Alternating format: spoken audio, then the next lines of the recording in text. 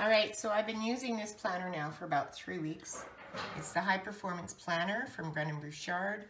And I really have seen some changes in the way I'm doing things. So when you start the planner, it is, you go in and you do what's called a whole life assessment, and then you do high performance habit assessment, and then you begin the daily pages. And every day, you can see I'm journaling every day, but every day it has a space for you to write down.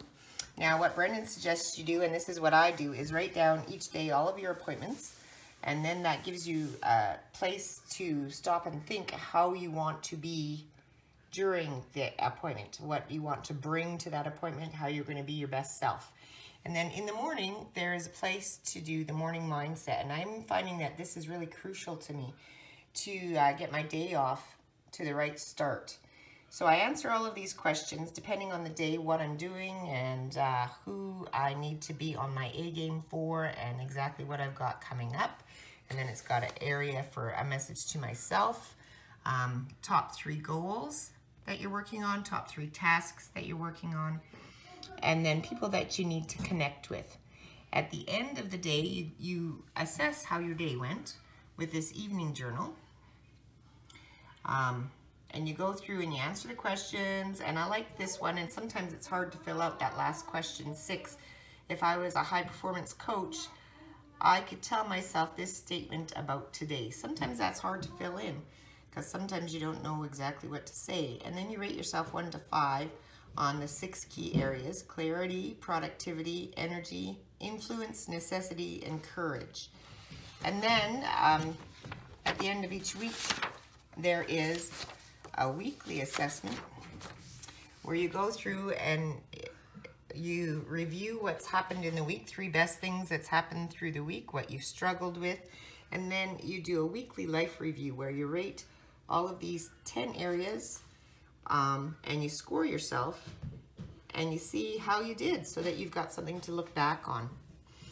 And again, you go through the high performance habits, seeking clarity, energy, necessity, productivity, influence, and courage, where you're being your true self. And then that's always just something to go back on, right? And then coming up, and I haven't done mine, first one yet, is the 1 month review. I'm trying to find it here quick.